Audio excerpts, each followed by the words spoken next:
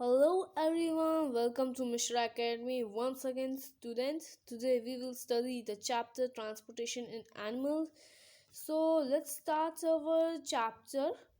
And हम जानते थे कि हमने transportation plant and animal complete करे. सो आज मैं आपको बताना चाहता हूँ कि आज हम लोग मोशन एंड टाइम करेंगे. सो मैं आपको फिर से अपना इंट्रोडक्शन दूंगा. Today in Mishra Academy, हम स्टडी करेंगे about motion and time. So let's start this chapter without wasting our time. As well as if you like my video, then please like and subscribe and share my channel to your friends, family, relatives. So let's start beginning with the chapter. So let's start. हम point के remember हम लोग करेंगे पूरा अच्छे से. हम लोग इस पर ये बात करेंगे कि स्पीड का फॉर्मूला क्या है, ऑडोमीटर हम लोग किससे जांच करते हैं, तो अलग अलग चीज़ें से हम लोग डिस्टेंस चेक करेंगे. Okay, so point to remember. तो हम लोग बात करते हैं फर्स्ट बात की speed. The movement of an object in a unit time is called speed. So अब किसी चीज़ का मूवमेंट, किसी ऑब्जेक्ट का मूवमेंट को हम लोग स्पीड कहते हैं. किसी यूनिट के टाइम को हम लोग स्पीड कहते हैं. तो किसी ऑब्जेक्ट के यूनिट के टाइम को हम लोग कहते हैं speed. Speed is the distance cover divided by the time taken. अगर मैंने आपको बोला कि हमारा आज का स्पीड मतलब डिस्टेंस अपॉन टाइम, तो ये है ना डिस्टेंस अपॉन टाइम. तो हम लोग इसको शॉर्ट में लिख देते हैं speed is equal to distance upon time.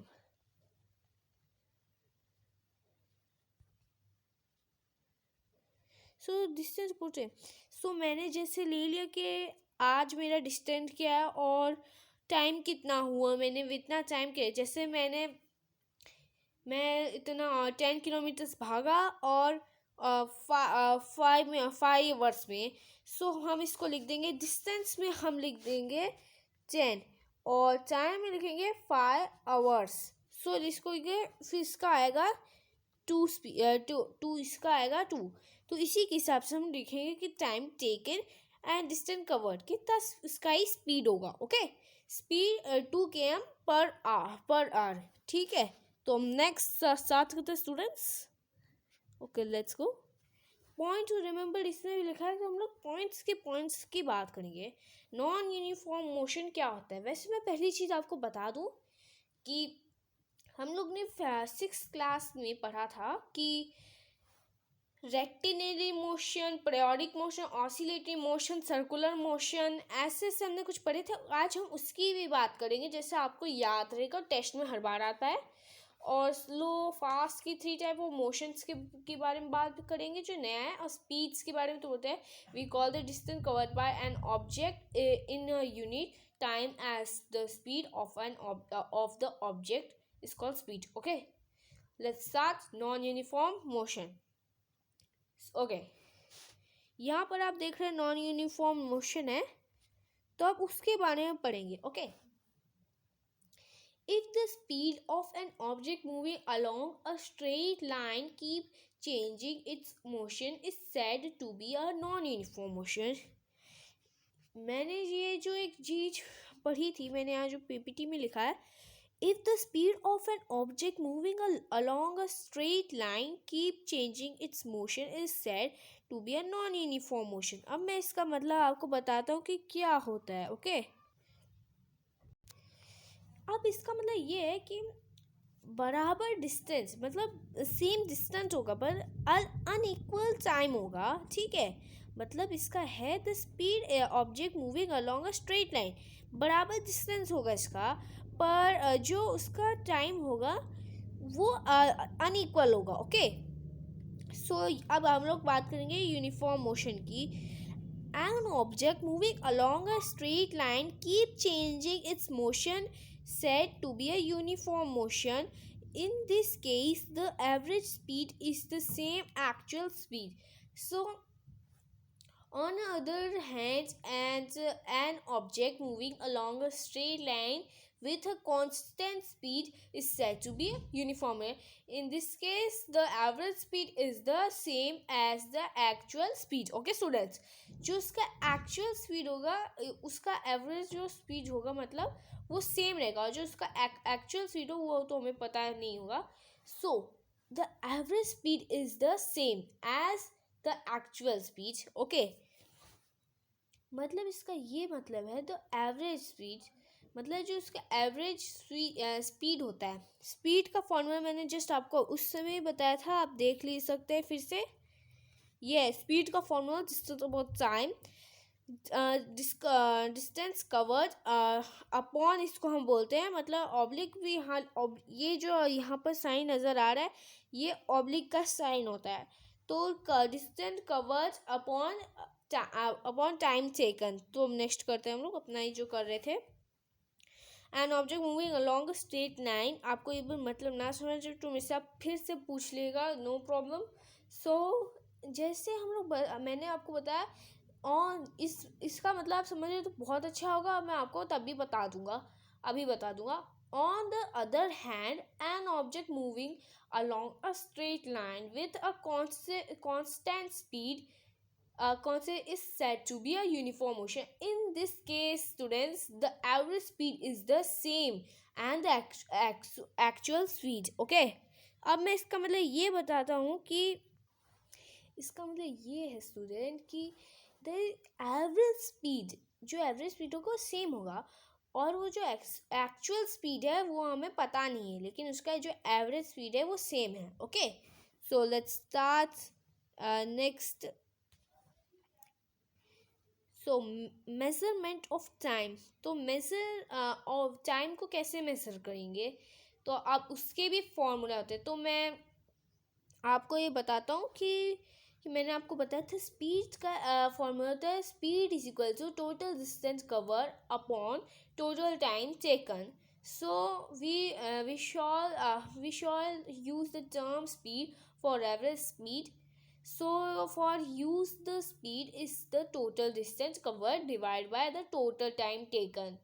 Okay, through speed total distance upon time taken. ये है उसका असली डेफिनेशन और उसके फॉर्मूला. ओके, फिर अब उसकी बात करते हैं. मैंने कहा कि हम उसकी बात करते, तो अब मैं बताता हूँ किसकी बात करता है. सो measurement of time. For measuring time our ancestor use sundials नहीं water clocks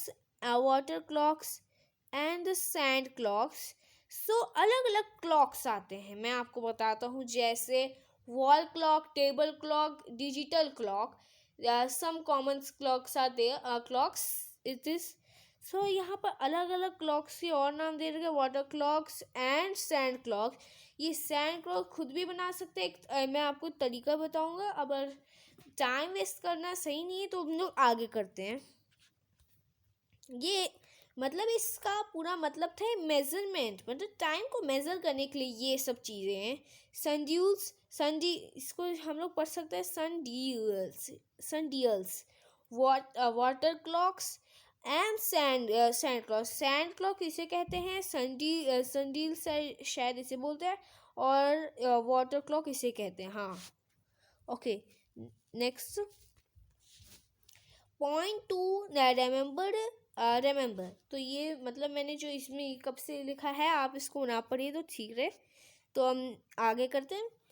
The watches used today make a use of periodic motion. One of most known periodic motion is that of simple pendulum.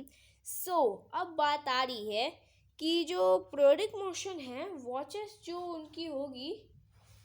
1 second students. The watches used today make us, जैसे यहाँ पर आपको एक clock नज़र आ रही है. सो ये जो क्लॉक है ये अभी 9 o'clock हो रहे हैं. फिर ये फिर से ऐसे क्लॉक वाइज जाएगी, फिर 10 o'clock हो जाएंगे, फिर ऐसे करते करते पूरा पूरा मतलब उसी जगह को अगर हम लोग करें 24 आवर्स टोटल हो जाए, मतलब 12 आवर्स सॉरी हो जाएंगे, 12 आवर्स फिर से यहाँ पर देखिए 12 आवर्स टोटल हो जाएंगे। तो फिर से वो धीरे 1 पे जाएगा, फिर सेकंड पे जाएगा, फिर थर्ड पे जाएगा, फिर 4, फिर 5, 6 एंड 7 एंड 8 एंड फिर से वापस 9 पे जाएगा। So we say that this is periodic motion.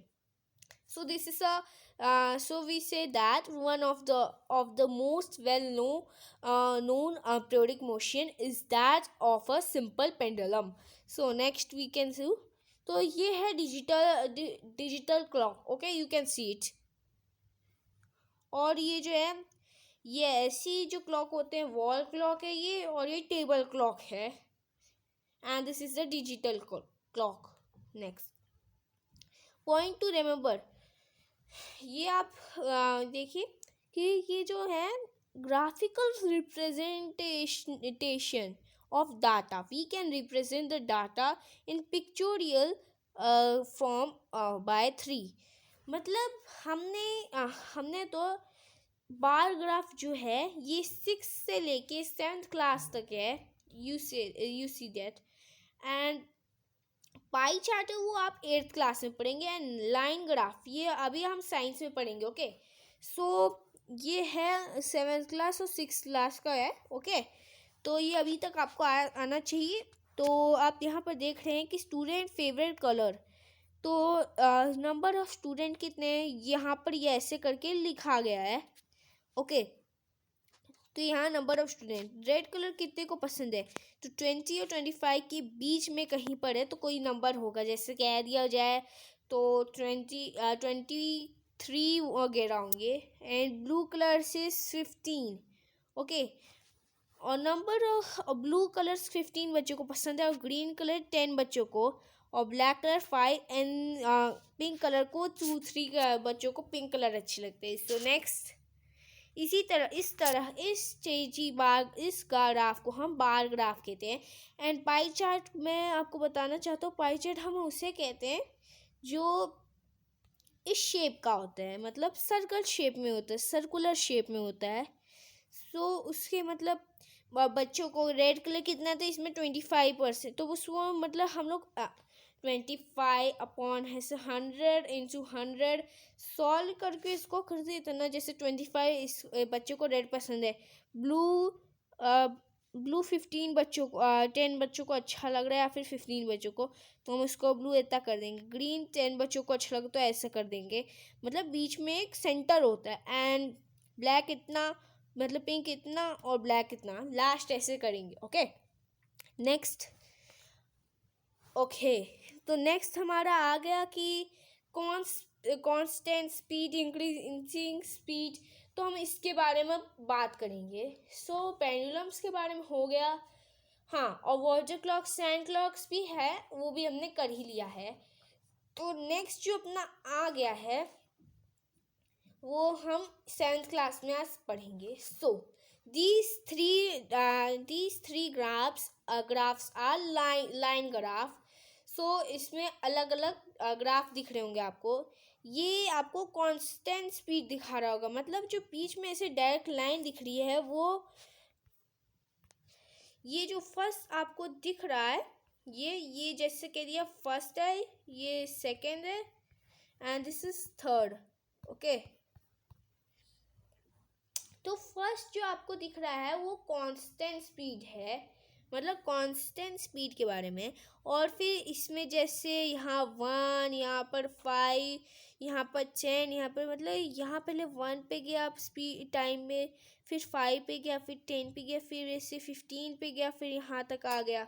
तो मतलब, और जो इस पे आपको नज़र आ रहा है कि एक कार है वो मूव नहीं कर रही है उसी कांस्टेंट स्पीड पे, मतलब वो कार है वो पार्क है. यहाँ पर जो आपको दिख रही है एट रेस्ट, ये यहाँ पर जो कार दिख रही है ये रेस्ट करी है, मतलब यहाँ पर एक ही जगह खड़ी है. मतलब 1 आवर हो गया उसी जगह पे है, 2 आवर 3 आवर्स होते गया, लेकिन वो उसी जगह पे और उसी जगह पे रेस्ट करी है. और जो ये वाली जो आपको फोटो नज़र आ रही है, ये वाली पिक्चर नज़र आ रही है, ये speed is not constant, okay, the speed is not constant, ये उसकी पिक है और ये कांस्टेंट स्पीड की एट रेस्ट की, okay. So these distance time graph for the motion of an object moving with a constant speed is always a line, straight line, okay. Motion of an object can be represented in the pictorial form by their distance of time graph, okay. So next आगे करते हैं। तो अब मैंने बोला था हम लोग अलग अलग मोशंस के बारे में पढ़ेंगे, मतलब हमने जो 6th क्लास में पढ़ा था उसके बारे में, जैसे बहुत बार टेस्ट में भी आ जाते कभी कभी और मार्क्स भी बहुत ज़्यादा कट जाते, तो हम मोशंस के बारे में पढ़ेंगे।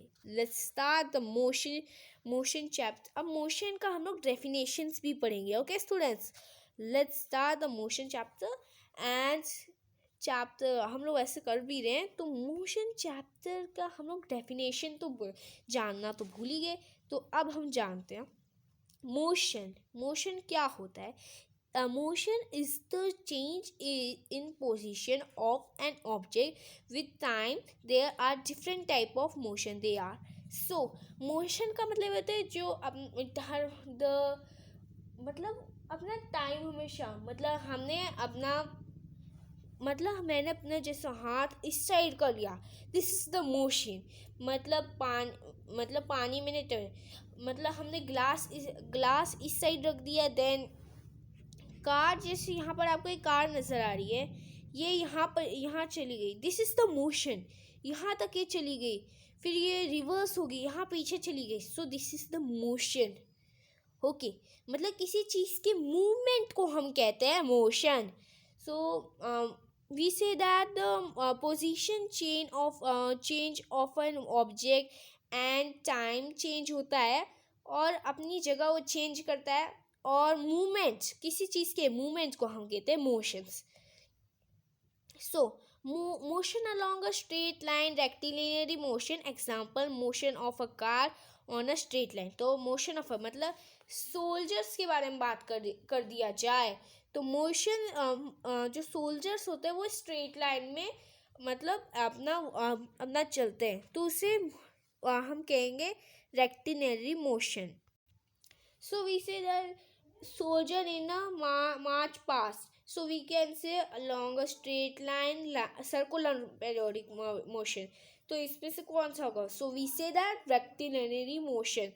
and we also मैं एक और एग्जांपल दूंगा, bullock car moving on a straight road, so we say that rectilinear motion। और अब मैं periodic motion का यहाँ पर लिखा है मोशन ऑफ अ पेंडुलम। अगर ये पेंडुलम है, फिर ये ऐसे यहाँ जाता है, मतलब यहाँ फिर जाएगा, फिर यहाँ जाएगा, फिर यहाँ जाएगा, यहाँ जाएगा, सो दिस इज द मतलब वो फिर से इसी जगह पे आएगा ही एक बार। सो मैं इसका एक और एग्जांपल दूँ, hands of an athlete in a race. So athlete जो होते हैं वो एक हैंड मतलब एक साथ मतलब मूवमेंट होती है जो हाथ की जब वो भागते हैं, तो उसे हम कहते हैं periodic motion. And then we say that circular motion का क्या है, तो यहाँ पर आपको सर्कल दिख रहा है, जैसे ये कार यहाँ ब्लू कलर का जो डॉट दिख रहा है वो कभी ऐसे जाएगा सर्कल में, मतलब ऐसे राउंड लगाए, तो we say that circular motion. मैं एक और आपको बता दूंगा कि pedal of a bicycle in motion. So we say that जो पेडल है अपने बाइसिकल का, वो जब हम लोग उससे पैर से हम लोग उसको मतलब ऐसे गोल गोल करते हैं, तो वो चलने लगते हैं बाइसिकल, मतलब वो हम लोग सर्कुलर मोशन से कहते हैं। तो अपना जो हम लोग जो पैर ऐसे से करते हैं, this is also a motion, okay students. So motion of the earth around the sun is also a circular motion, and we say also periodic motion। So next we say that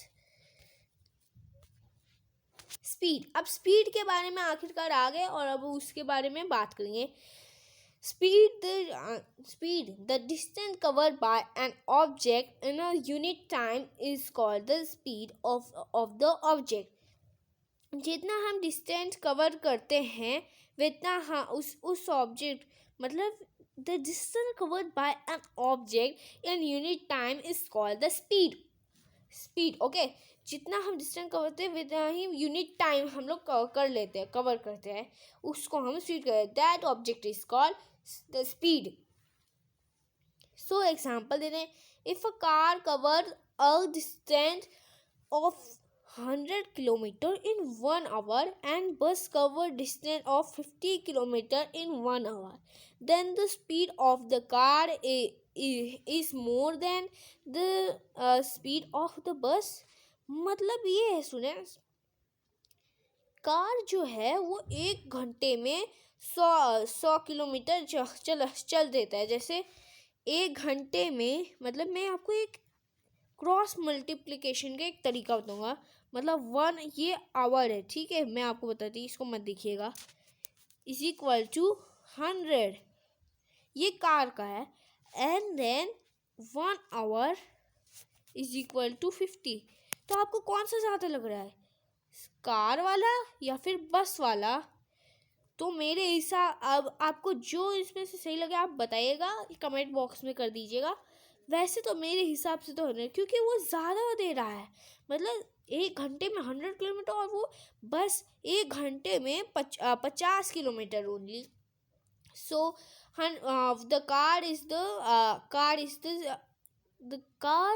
speed of the car is more than the speed of the bus. Okay, since the speed of most objects are not constant, the speed is the average speed. Okay, तो इसमें भी लिखा है कि speed is equal to distance total distance covered time taken. तो ये speed का formula याद कर लीजिएगा. अब इसके बारे में आ गया कि यूनिफॉर्म मोशन क्या होता है, नॉन यूनिफॉर्म मोशन क्या होता है. मैंने आपको बता दिया पहले से यूनिफॉर्म मोशन क्या होता है, नॉन यूनिफॉर्म मोशन क्या होता है. तो नेक्स्ट करते हैं मेजरमेंट ऑफ टाइम. अब time is measured by using clock और watches. Clock and watches make us of periodic motion. वैसे क्लॉक जो होता है वो पीरियडिक मोशन ही करता है, सर्कुलर मोशन भी करता है. ओके, रेक्टेंगुलर तो मोशन नहीं करता, पीरियडिक मोशन करता है, ऑसिलेटिव मोशन करता है और circular motion and anything else no. Okay, और जो आपको लगे तो मेरे को बता दीजिएगा. वैसे इतने टाइप की होते हैं motion.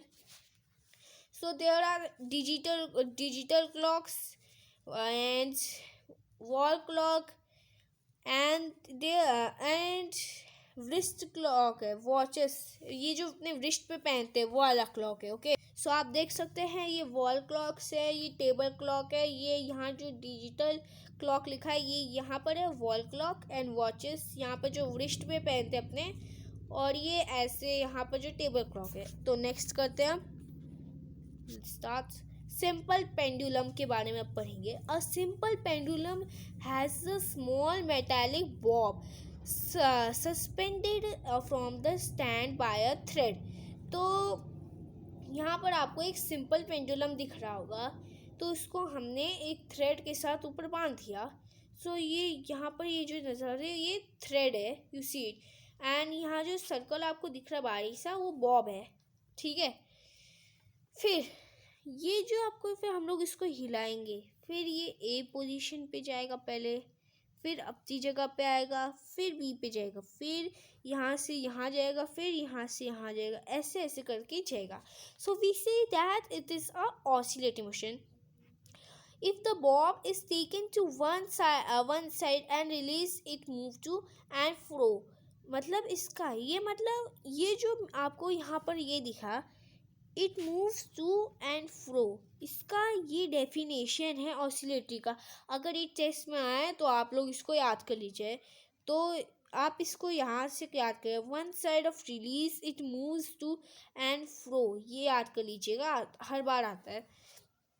The to and fro motion of, ये रहा असली यहाँ पर लिखा है the to and fro motion of the simple pendulum, असली यहाँ पर लिखा है the to and fro motion is called oscillating motion, क्योंकि इसका बहुत छोटा सा डेफिनेशन है, तो ऐसे ही होगा. Unit of time and speed. The basic unit of time is second. Okay, the basic unit मतलब असली यूनिट का जो टाइम का है वो सेकेंड है. उसको हम लोग स्मॉल में एस लिखते हैं. हाँ, यहाँ पर भी आपको नज़र आ रहा होगा, आप देख सकते हैं यहाँ पर भी लिखा है. ओके, अभी यहाँ पर आपको जो वाइट कलर का हम लोग स्लाइड करते हैं वो आ गया था, तो आप आगे यहाँ पर देख लीजिए. The larger unit of a time are minutes. तो लार्जर मिनट्स, आवर्स, ईटीसी. तो ये लार्जर यूनिट्स होते हैं टाइम के. पहला होता है मिनट, फिर आवर, फिर एक्सेट्रा, और भी होते हैं. The basic unit of speed is the metre per second. तो हम लोग उसको लिखते हैं मीटर पर सेकेंड. तो पी तो नहीं लिख सकते हम लोग. दूसरा होता है a larger unit of speed is kilometre. के एम ऑब्लिक पर आर लिख सकते हैं, तो इसको के एम ऑब्लिक एच लिखा है. सो एनसाइट एंशिएंट टाइम मेजरिंग डिवाइस. तो ये जब उस समय जब घड़ी नहीं थी, तो हम लोग किससे देख के समझते थे कि कितना समय हो रहा है. तो पहले के समय में, जब पुराने समय में घड़ियाँ नहीं होती थी, तो हम लोग धूप को देख के पहचान जाते थे कि कितने बज रहे हैं. तो some ancient time measuring devices were sundials, water clocks and sand clock. and also लिख सकते हैं आप सन भी लिख सकते हैं. ओके, आप देखिए ये डायग्राम्स दे रखी है sundials की and water clock. This is a water clock. Okay students, and ये सैंड है, मैंने आपको उस समय दिखा दिया था सैंड वाला clock. Okay, next speedometer. Speedometer हम लोग किससे चेक करते हैं, और ऑडोमीटर किस पे. हम लोग पहले ऑडोमीटर की बात करवाएंगे कि इसका फॉर्मूला क्या है. तो फर्स्ट हम लोग पहले इसकी बात करते हैं. Speedometer is a device which measures the speed of a vehicle in km per hour. तो हम स्पीडोमीटर की बात करते हैं अब, कि स्पीडोमीटर जो डिवाइस है वो जो स्पीडोमीटर होते हैं वो एक डिवाइस है जो बस स्पीड को मेज़र करता है, और स्पीड को मेज़र ऑफ व्हीकल्स, मतलब व्हीकल्स के स्पीड को मेज़र करता है. इन केएम ऑब्लिक आवर लिखा है. स्पीडोमीटर जो व्हीकल्स को एक डिवाइस होता है जो व्हीकल्स में स्पीड लिखा रहता है. आप यहाँ पर देख सकते हैं स्पीडोमीटर का. ये सबके कार्स में वगैरह वगैरह रहते हैं, तो ये ऐसे कार्स में जो आपको नज़र आ रहे हैं, और ये भी कार भी रहता है. ओके, तो ये जो कार्स में होता है ये उसका चेक करने वाला एक डिवाइस होता है व्हीकल्स में. ओके, और जो ऑडियोमीटर होता है वो भी एक डिवाइस है जो डिस्टेंस जितना कवर रहता है व्हीकल का वो चेक करता है. ओके, एंड नेक्स्ट वो डिस्टेंस टाइम ग्राफ. तो डिस्टेंस, और यहाँ पर ये लगा है आप देख सकते हैं टाइम ग्राफ. तो अब ग्राफ जो है वो मैं आपको नेक्स्ट एपिसोड में दिखाऊंगा. सो आप ग्राफ पेपर ज़रूर अपने साथ रखिएगा. और इसी तरह से यहाँ पर जो आपको ग्राफ नज़र आ रहा है यही नंबरिंग आपको करनी है. खुद ये पेंसिल से ड्राइंग करना चाहिए हमेशा. तो आप हमेशा ऐसे यहाँ पर ड्राइंग करें और ऐसे करके लिखेगा डिस्टेंस और ब्रैकेट में इन केएम, एंड एक यहाँ पर आप यहाँ पर भी डिस्टेंस लिख दीजिए, या फिर आप यहाँ टाइम लिखिए, या फिर यहाँ डिस्टेंस रखिए, या फिर यहाँ टाइम लिखिए. तो कहीं पर भी आप कोई भी लगे, लेकिन एक ही सही दोनों नहीं लिखना है. तो 1 2 मतलब यहाँ पर आपको ये जो बॉक्स नजर आ रहे हैं, जैसे ये 1, ये 2, ये 3. ओके, सो इसी के हिसाब से आपको सारा का सारा ऐसे ही होगा. इसी तरह से आपका आधा बुक हो जाएगा. सो ग्राफ बनाना आपको नेक्स्ट एपिसोड से अपना ये चैप्टर कंप्लीट हो जाएगा. सो if the distance time graph is a straight line, then the object is moving with a constant speed. Okay students, if the speed keep changing, the graph can be of any shape. Okay, कोई shape देगा, ठीक है. So thank you, and like and subscribe my video. और जो आपको ना समझ आए तो आप हमें कमेंट बॉक्स पे लिख दीजिएगा। आपको ना समझ आए तो अच्छे से याद से कमेंट में कर दीजिए। So thank you and like and subscribe my video.